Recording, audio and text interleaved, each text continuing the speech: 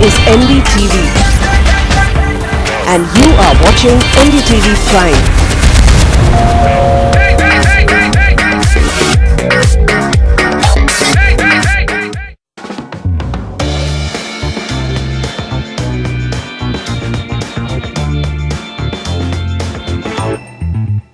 Salarpuria Sattva, Trust, It's What We Build, presents the Realty Debate powered by Reliance Home Finance with Manisha Natarajan. The year 2016 has been notable in Indian real estate for one thing: judicial activism in the industry. There have been several judicial rulings against developers, some of the big defaulting developers like Unitech, Supertech, JP and Parsavna to be precise. On today's Realty Debate, we are asking the question, are these really helping the distressed home buyers, the judicial orders, and the home buyers who've invested their life savings to buy a flat and have no sight of it many years later? Or are these simply emotional victories which have little bearing with the stark reality that developers simply have no money to complete projects, the monies collected have been diverted elsewhere? We are joined by Dhanendra Kumar, former Chairman Competition Commission of India, CCI, O. Mahuja, CEO Residential Brigade Group, Deepesh Salgia, Director Shapurji Palanji Real Estate, Pawan Shri Agarwal, Advocate Supreme Court of India, lawyer for Unitech Vistas buyers, and Ravindra Seni, Secretary Federation of Apartment Owners Association. Also joining us on our 3G will be Rajiv Talwar, CEO DLF and Chairman Naredco. Alright, so lot of ground to cover, but let me start with that peculiar Unitech case where both Unitech and the buyers said that they'd actually had a very positive outcome.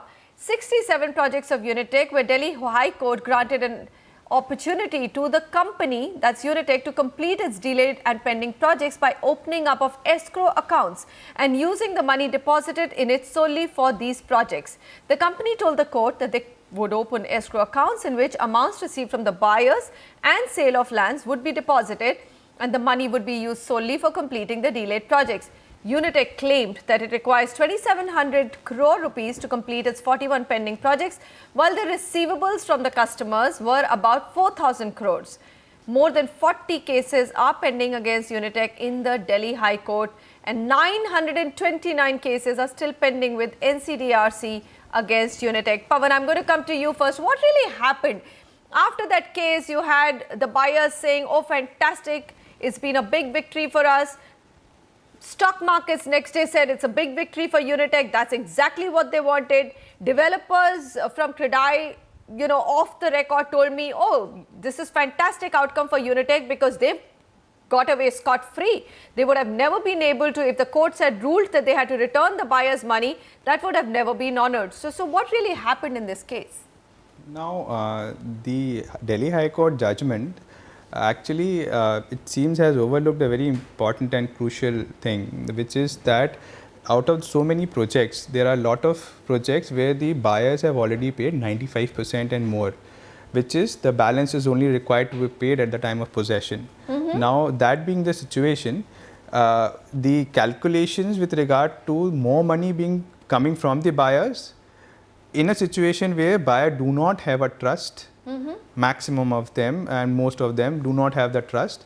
In this situation, investing more money with Unitech, having the background that they are not in a position to complete the project is something which is hard to digest, Pawan. Hard to digest. What's going on? They hire all these big lawyers, famous lawyers like Mr. Sibal, and literally a lot of people think they got away scot-free. So they're supposed to sell land. Yeah. The buyers are supposed to pay money for projects which have been stuck for 7 years, 8 years, 9 years with no visibility. Some projects where 90% of the money has been collected, buyers really don't have so much to give.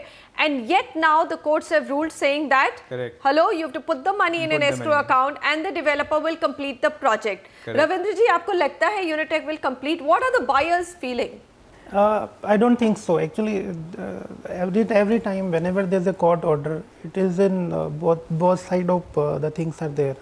We'll have to deposit in this in a account where we don't have any assurance this will complete or not. In a similar case, we just got a judgment from NCDRC recently for service tax reimbursement. But NCDRC told buyer, like developer, to go to the service tax department as buyer. Developer said, I have deposited all the money in service tax department, which I collected from the buyers. And finally, the NCDRC told him, like, just give us a detail, what service tax you have deposited there. And they had no details. No, they had no detail. They had no details. So hold your thought, Mr. Jain, just hold your thought. Mr. Dhanendra Kumar, come in here. What I'm seeing is, like, there are lots of cases we'll go through.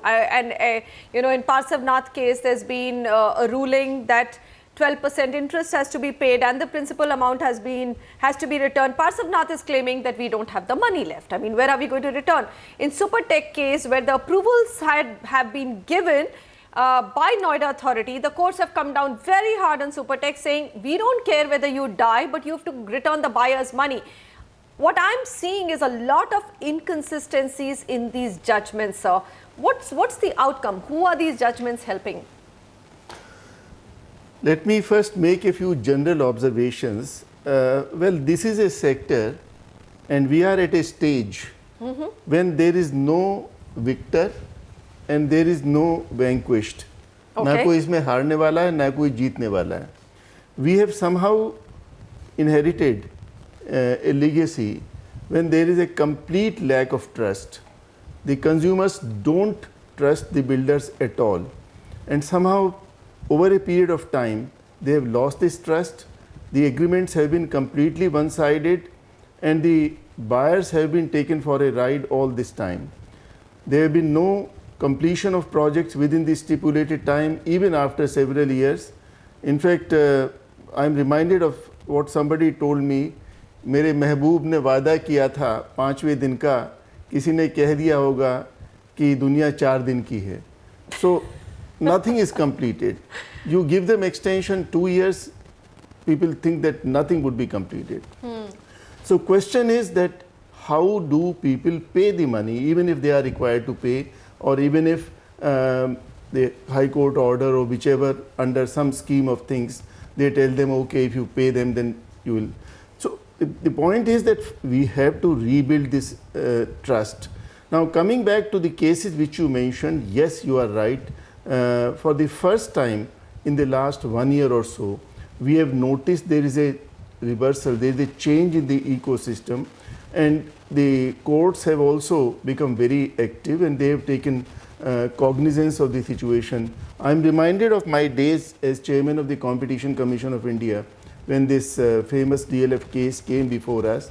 But in that case, because the commission held DLF to be dominant in the defined market and defined geographical area, so they held them delinquent and imposed certain penalties, and the buyers could thereafter get some relief, or hopefully they should be getting a relief soon.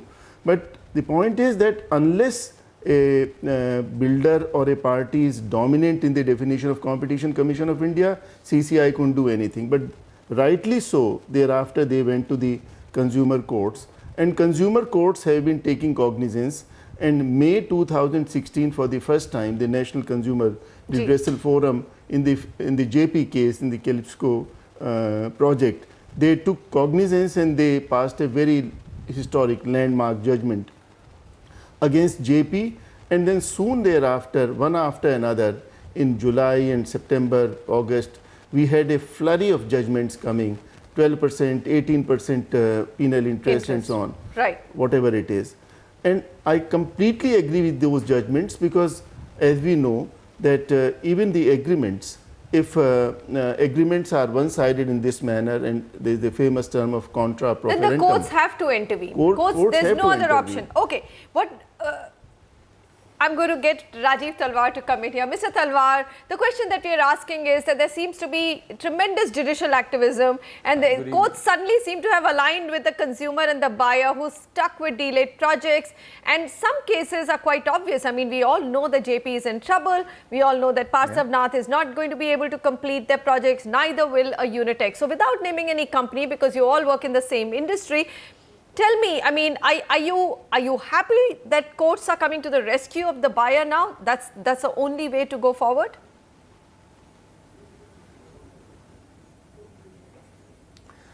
First of all, let me share an observation with you.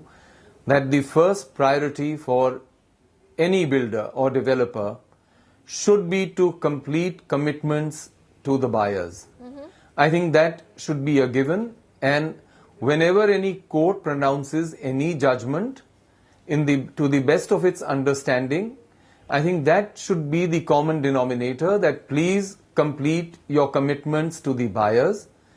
If they do not have money, I think every builder in this nation would have plenty of land which they may have taken from the government. Right. And to that extent, I would contradict Mr. Dhanendra Kumar, who very happily said that he is most happy with the judgments. I don't think, being so senior in the government, having been one of the architects of proliferation of urbanization in the state of Haryana, the government can wash its hands off. Whether it be Haryana, whether it be UP, whether it be any other state in India, there have been plenty of lands given to the government where projects have not come up.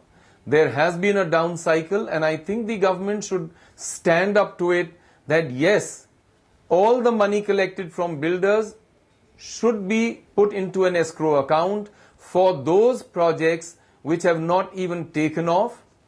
That money be returned only to complete all the projects launched, all the places where money has been taken, and the flats or apartments which were promised to the buyers should be given in the shortest time possible. Okay, so Having Mr. said that, Talwar, I'm I hearing think what you're there are saying many, is that many forget aspects of compensation business and refunds. which- What the courts need to do is really come out with judgments which go towards completion of projects. So then let's come to the specific of Unitech project, because this is the most curious example of what's happened. The courts have actually sided Unitech and said, all right, open an escrow account. Unitech has promised they will sell land. Unitech has said, let the buyers pay the rest of the money and let a buyer representation be there, and we will complete the projects. Tell me, how is the buyer going to trust that? There are projects where 90% of the money has been paid. Where else will the money come from? I mean, what happened to that money? It's not all downturn.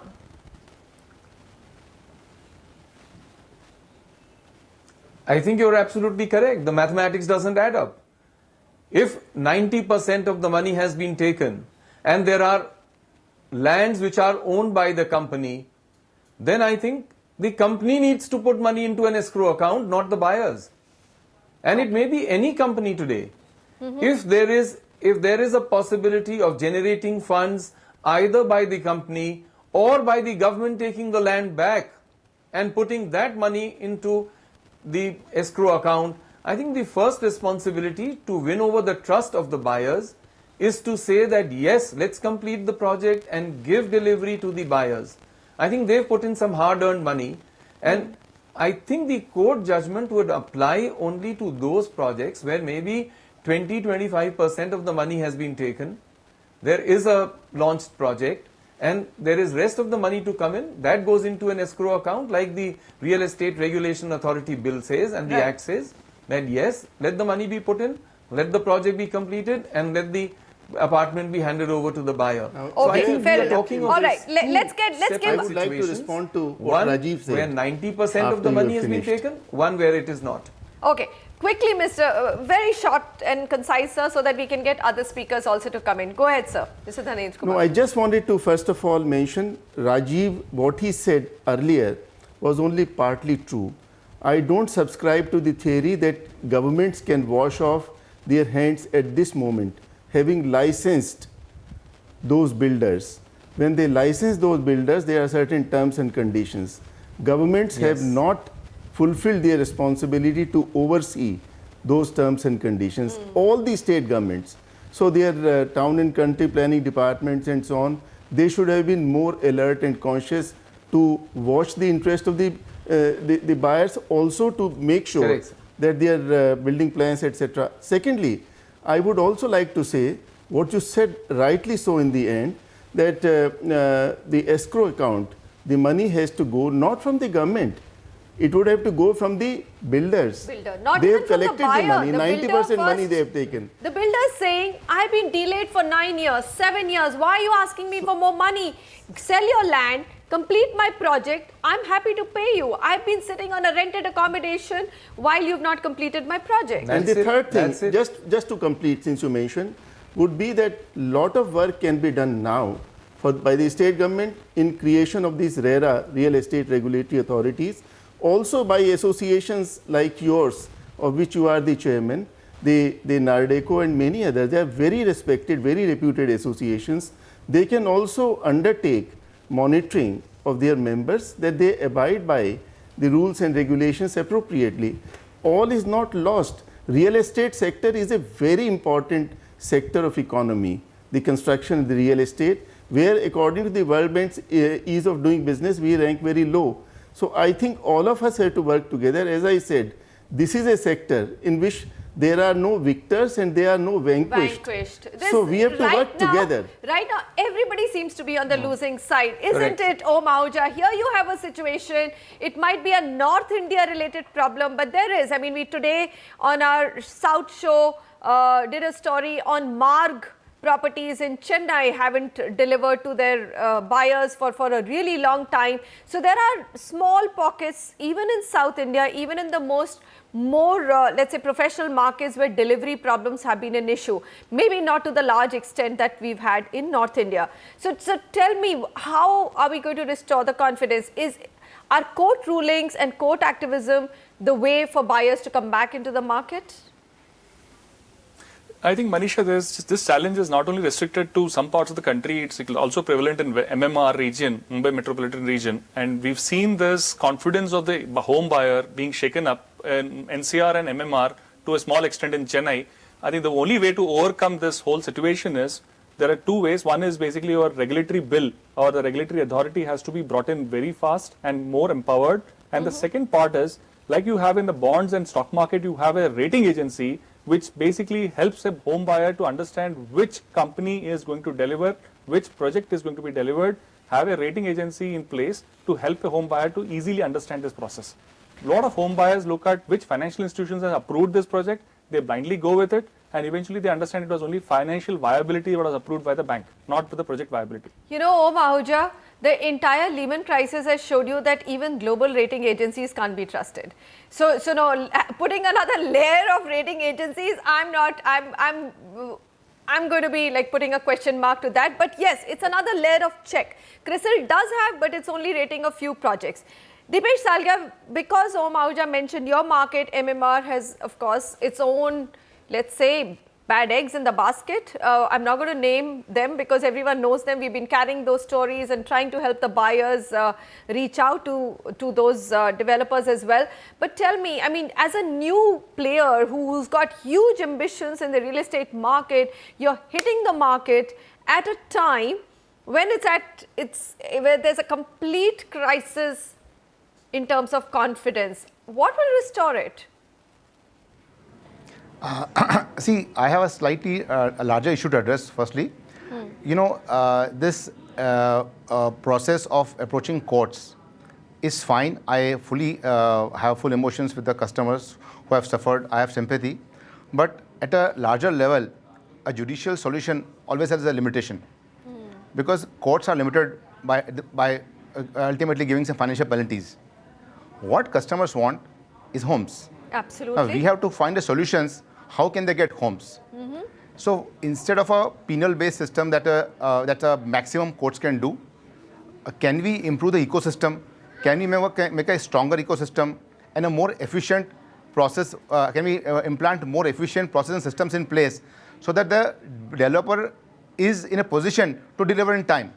Okay. So how do we ensure that as an ecosystem is, I think, more important than, you know, finding you change the law, make it more penalties, because that's only a deterrent. Absolutely. A deterrent can only, you know, increase the risk in case of defaulters. It cannot ensure delivery in time. You've actually said something which is so critical that, look, okay, here you have a list of 10, 12 developers, and I'm going to only look at the big, large developers who have definitely defaulted by will.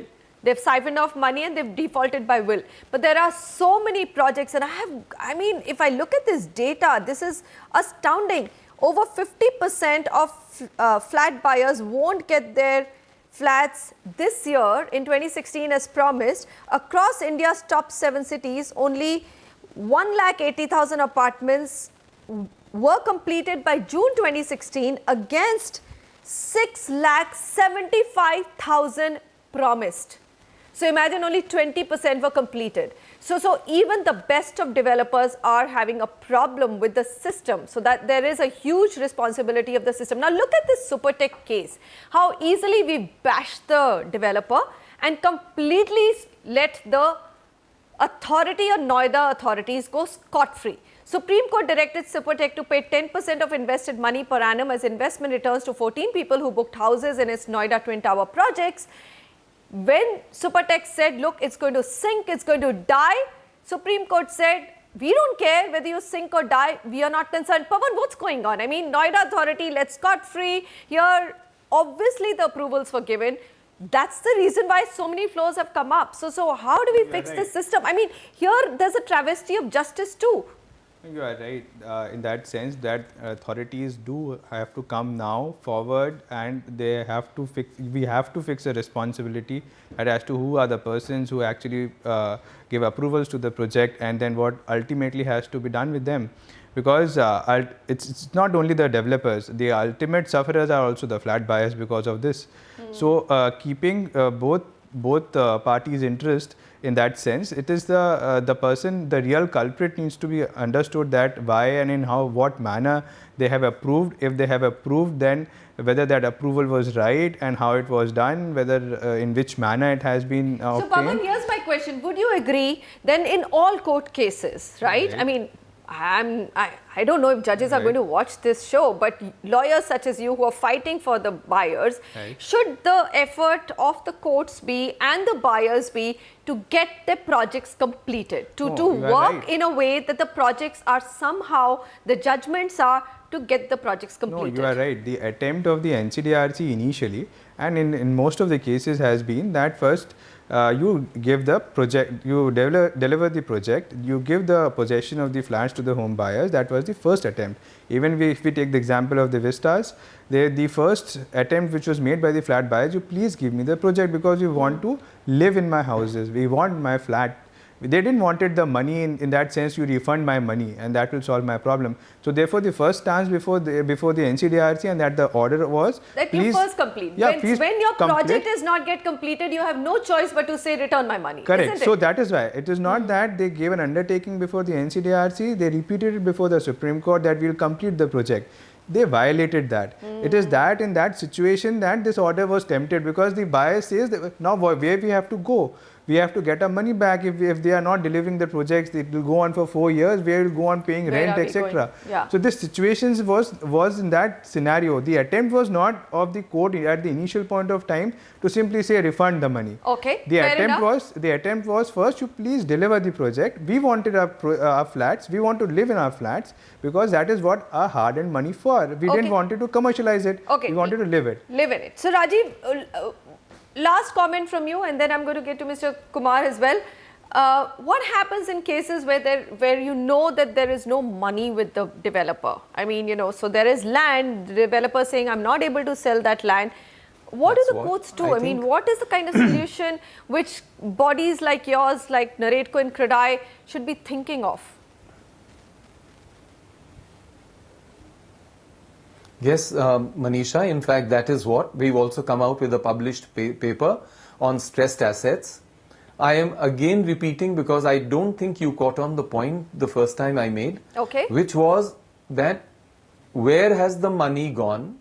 Many a time, this money has gone into buying land, maybe from private sources, but many a time from government sources.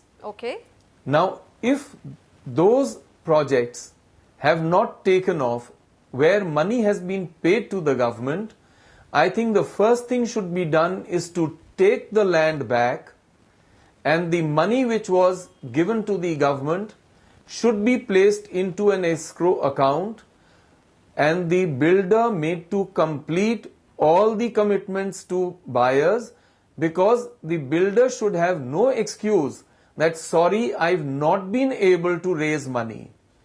And that was my intention, that yes, there are very often lands purchased from the government or its agencies in many states, and that land should be taken back if not utilized, money returned to the builder but into an escrow account to complete designated projects which have been sold to buyers, where majority of the money has been taken Rajiv, from the while buyers, it sounds but like the a projects fantastic have not been solution, completed. So the Rajiv, first while it primary sounds like a responsibility fantastic should be to solution, complete. where will state governments return money? I mean, look at Haryana. Huda doesn't have enough money to complete roads. They're saying we are bankrupt. So, you know, it's going to be a very hard solution. I really think that it's a good solution. But if you, and I would really want to see why does it. I don't think, please. Go ahead, Rajiv. Just a minute, Manisha, just a minute. I don't think governments, union or state or authorities can ever take the plea that we have no money.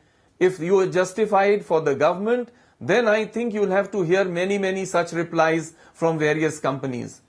There are projects, the value of land will always go up. It will always be auctioned again. And I think courts have adopted such solutions even before.